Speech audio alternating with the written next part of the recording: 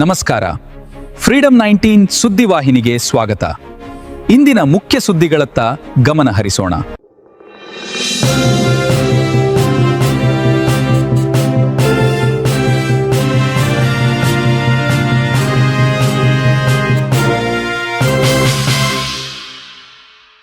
ನಮಸ್ಕಾರ. ನೀವು ನೋಡ್ತಾ ಇದ್ದೀರಾ ಫ್ರೀಡಂ 19 ನ್ಯೂಸ್ ಚಾನೆಲ್. ನಿಖರ ಮತ್ತು ಪರಿಶೀಲಿತ ನಿರಂತರ ಸುದ್ದಿಗಳನ್ನ ಜವಾಬ್ದಾರಿಯುತವಾಗಿ ತಲುಪಿಸುವಂತ ವಿಶ್ವಾಸಾರ್ಹ ಸುದ್ದಿ ವೇದಿಕೆ ಫ್ರೀಡಂ 19 ನ್ಯೂಸ್ ಚಾನೆಲ್ಗೆ ತಮಗೆಲ್ಲರಿಗೂ ಆತ್ಮೀಯವಾದಂತಹ ಸ್ವಾಗತ. ಬನ್ನಿ ಇವತ್ತಿನ ಸುದ್ದಿಗಳನ್ನ ನೋಡೋಣ.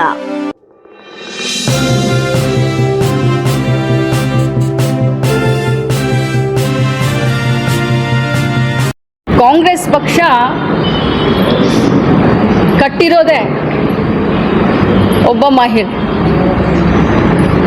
ಕಾಂಗ್ರೆಸ್ ಪಕ್ಷದ ತತ್ವ ಸಿದ್ಧಾಂತಗಳು ಮಹಿಳೆಯನ್ನ, ಮಕ್ಕಳನ್ನ, ರೈತರನ್ನ, ಯುವಕರನ್ನ ಕೇಂದ್ರೀಕೃತವಾಗಿ ಇಟ್ಕೊಂಡೆ, ಜನಸಾಮಾನ್ಯರನ್ನ ಕೇಂದ್ರೀಕೃತವಾಗಿ ಇಟ್ಕೊಂಡೆ ಈ ಕಾಂಗ್ರೆಸ್ ಪಕ್ಷದ ತತ್ವ ಸಿದ್ಧಾಂತ, ಸಮಾನವಾದ ಮನೋಭಾವ, ಸಂವಿಧಾನಕ್ಕೆ ಬದ್ಧತೆ, ಇದೇ ನಮ್ಮ ಒಂದು ಕಾಂಗ್ರೆಸ್ ಪಕ್ಷದ ತಳಹದಿ ಅಂತ ಹೇಳಲಿಕ್ಕೆ ಬಯಸ್ತೇನೆ. ವಿಶೇಷವಾಗಿ ಇವತ್ತು BJPಯವರು ಏನು ನಮ್ಮ ಮೇಲೆ ನಾರಿ ವಂದನಾ ಅಧಿನಿಯಮ ಏನು ಕಳೆದ ಅಧಿವೇಶನದಲ್ಲಿ ಬಿದ್ದ ಮೇಲೆ ನಮ್ಮ ಮೇಲೆ ಗೂಬೆ ಕೂರಿಸುವಂಥ ಕೆಲಸ ಮಾಡ್ತಾ ಇದ್ದಾರೆ. ಅವ್ರಿಗೆ ನಾನು ಸಂಕ್ಷಿಪ್ತವಾಗಿ ತಮ್ಮ ಮುಖಾಂತರ ಹೇಳಲಿಕ್ಕೆ ಬಯಸ್ತೇನೆ. ಈ ದೇಶಕ್ಕೆ ಮಹಿಳಾ ಮೊದಲ ಪ್ರಧಾನಮಂತ್ರಿಯವರನ್ನು ಇಂದಿರಾ ಗಾಂಧೀಜಿಯವರನ್ನ ಕೊಟ್ಟಿದ್ದೇ ಕಾಂಗ್ರೆಸ್ ಪಕ್ಷ. ಮೊದಲ ರಾಷ್ಟ್ರಪತಿಯನ್ನು, ಮಹಿಳಾ ರಾಷ್ಟ್ರಪತಿಯನ್ನು ಕೊಟ್ಟಿದ್ದೇ ಕಾಂಗ್ರೆಸ್ ಪಕ್ಷ, ಪ್ರತಿಭಾ ಪಾಟೀಲ್ ಅವರನ್ನು.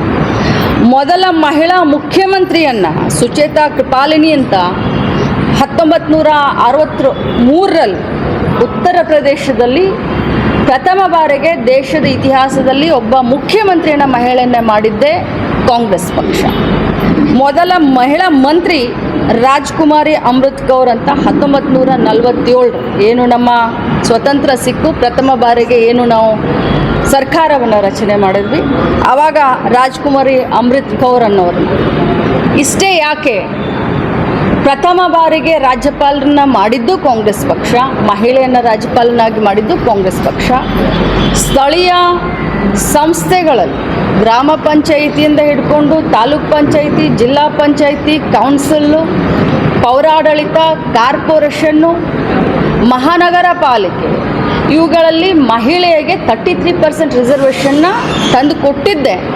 ಮಹಿಳೆಯರ ಪರವಾಗಿ ಆರ್ಥಿಕವಾಗಿ, ಸಾಮಾಜಿಕವಾಗಿ, ರಾಜಕೀಯವಾಗಿ, ಶೈಕ್ಷಣಿಕವಾಗಿ ಸಬಲೀಕರಣವಾಗಲಿಕ್ಕೆ, ಶಕ್ತಿಯನ್ನು ತುಂಬಲಿಕ್ಕೆ, ಇವತ್ತು ಮಹಿಳೆಯನ್ನು ಮುಂದೆ ತರಲಿಕ್ಕೆ 33% ರಿಸರ್ವೇಷನ್ ಕೊಟ್ಟಿದ್ದು ಕೂಡ ಕಾಂಗ್ರೆಸ್ ಪಕ್ಷ. ತದನಂತರ 33% ಇದ್ದಿದ್ದನ್ನು UPA ಗೌರ್ಮೆಂಟ್ನಲ್ಲಿ 50% ಮಹಿಳಾ ರಿಸರ್ವೇಷನ್ನ ತಂದಿದ್ದು ಕೂಡ ಕಾಂಗ್ರೆಸ್ ಪಕ್ಷ.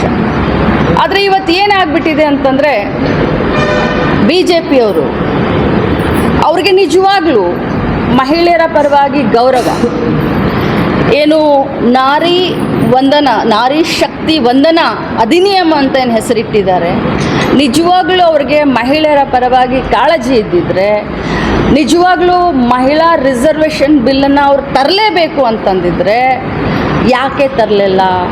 2023ರಲ್ಲಿ ಈ ಮಹಿಳಾ ರಿಸರ್ವೇಷನ್ ಬಿಲ್ಲನ್ನು ಸಂಸತ್ನಲ್ಲಿ ಮಂಡಿಸಿದಂಥ ಸಂದರ್ಭದಲ್ಲಿ ಕಾಂಗ್ರೆಸ್ ಪಕ್ಷ ಕೂಡ ಇತರೆ ಪಕ್ಷಗಳ ಜೊತೆಯಲ್ಲಿ ಸೇರಿ ಒಂದೇ ಒಂದು ಲೈನ್ನಲ್ಲಿ ನಿರ್ಣಯ ಮಾಡ್ತೀವಿ, ನಾವು ಮಹಿಳೆಯರ ಪರವಾಗಿದ್ದೀವಿ, ಮಹಿಳಾ ರಿಸರ್ವೇಷನ್ ಬಿಲ್ ಪರವಾಗಿದ್ದೀವಿ.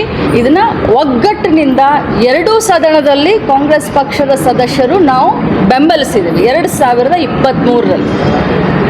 ಇದು ಆಗಲೇಬೇಕು ಅಂತ. ಆವಾಗ ಪ್ರಧಾನಮಂತ್ರಿಗಳು 2023ರಲ್ಲಿ ತಮ್ಮ ಎಕ್ಸ್ ಅಕೌಂಟ್ನಲ್ಲಿ ಹಾಕ್ತಾರೆ, ಇದೊಂದು ಐತಿಹಾಸಿಕವಾದಂಥ ನಿರ್ಣಯ, ಮಹಿಳೆಯರಿಗೆ ಶಕ್ತಿ ತುಂಬುವಂಥ ನಿರ್ಣಯ ಅಂತ. ಅದನ್ನು ಅಮಿತ್ ಶಾ ಅವರು ಕೂಡ ಅದನ್ನು ರೀಟ್ವೀಟ್ ಮಾಡ್ತಾರೆ. 2023ರಲ್ಲಿ ಆಗಿರುವಂಥ ಒಗ್ಗಟ್ಟಿನಿಂದ ಆಗಿರುವಂಥ ಈ ಮಹಿಳಾ ಮೀಸಲಾತಿ ಬಿಲ್ ಪಾಸ್ ಆಗಿದ ಮೇಲೂ ಕೂಡ ಯಾಕೆ ಈಗ 2026ರಲ್ಲಿ ಅದು ಕೂಡ ದೇಶದಲ್ಲಿ 2 ಕಡೆ ಇಲೆಕ್ಷನ್ ನಡೆಯುವಂಥ ಸಂದರ್ಭದಲ್ಲಿ, ಒಂದು ತಮಿಳುನಾಡು, ಒಂದು ವೆಸ್ಟ್ ಬೆಂಗಾಲ್ನಲ್ಲಿ ಇಲೆಕ್ಷನ್ ನಡೆಯುವಂಥ ಸಂದರ್ಭದಲ್ಲಿ ತರಾತುರಿಯಲ್ಲಿ, ನಾನು ಬಹಳಷ್ಟು ಗಟ್ಟಿಯಾಗಿ ಹೇಳಲಿಕ್ಕೆ ಬಯಸ್ತೇನೆ, ತರಾತುರಿಯಲ್ಲಿ ಯಾಕೆ ಇದನ್ನು ಮಸೂದೆಯನ್ನು ಮಂಡನೆ ಮಾಡಲಿಕ್ಕೆ ಹೊರಟರು? ಮಂಡನೆ ಮಾಡೋಕ್ಕಿಂತ ಮುಂಚೆ ನಮ್ಮ ದೇಶ ಫೆಡ್ರಲ್ ಸಿಸ್ಟಮ್ನಲ್ಲಿ ಇದ್ದೀವಿ, ನಾವು ಫೆಡ್ರಲ್ ಸಿಸ್ಟಮ್ ಅಂತ ಹೇಳ್ತೀವಿ. ರಾಜ್ಯದ ಮುಖ್ಯಸ್ಥರನ್ನು ಕರೆದು ವಿರೋಧ ಪಕ್ಷದ ನಾಯಕರನ್ನು, ವಿರೋಧ ಪಕ್ಷದ ಮುಖ್ಯಸ್ಥರನ್ನು ಕರೆದು ಚರ್ಚೆ ಮಾಡಬೇಕು. ಇದು ಸಣ್ಣದಲ್ಲ. ಒಗ್ಗಟ್ಟಿನಿಂದ ಇದನ್ನು ನಾವು 2023ರಲ್ಲಿ ಇದಕ್ಕೆ ನಾವು ಸಪೋರ್ಟ್ ಮಾಡಿದಂಥ ಸಂದರ್ಭದಲ್ಲಿ 2026ಕ್ಕೆ ಮಂಡಿಸೋಕ್ಕಿಂತ ಮುಂಚೆ, ಯಾಕಂತಂದರೆ ನಾವು ಯಾರೂ ವಿರೋಧ ಮಾಡಿರಲಿಲ್ಲ, ಮಂಡನೆ ಮಾಡೋಕ್ಕಿಂತ ಮುಂಚೆ ವಿರೋಧ ಪಕ್ಷದ ನಾಯಕರನ್ನಾಗಲಿ ಅಥವಾ ರಾಜ್ಯದ ಮುಖ್ಯಸ್ಥರು ಅಂತಂದರೆ ಮುಖ್ಯಮಂತ್ರಿಗಳನ್ನಾಗಲಿ ಅಥವಾ ರಾಜ್ಯದಲ್ಲಿ ಅಧಿಕಾರದ ವಿರೋಧ ಪಕ್ಷದ ನಾಯಕರನ್ನಾಗಲಿ ಕರೆದು ಮಾತನಾಡಲಿಲ್ಲ. ಯಾಕೆ? ಇವಿಷ್ಟು ಇಂದಿನ ಪ್ರಮುಖ ಸುದ್ದಿಗಳು. ಕರ್ನಾಟಕದ ಪ್ರತಿಯೊಂದು ಮೂಲೆಗೂ ನಿಖರ ಮತ್ತು ಪರಿಶೀಲಿತ ಮಾಹಿತಿಯನ್ನು ಜವಾಬ್ದಾರಿಯುತವಾಗಿ ತಲುಪಿಸುವಂತಹ ಪ್ರಯತ್ನದಲ್ಲಿ ನಾವು ಸದಾ ನಿಮ್ಮ ಜೊತೆ. ಫ್ರೀಡಂ 19 ನ್ಯೂಸ್ ಚಾನೆಲ್ನ ವೀಕ್ಷಕರಿಗೆ ಧನ್ಯವಾದಗಳು. ಮತ್ತೆ ಭೇಟಿಯಾಗೋಣ ಮುಂದಿನ ಸುದ್ದಿಗಳೊಂದಿಗೆ. ನಮಸ್ಕಾರ.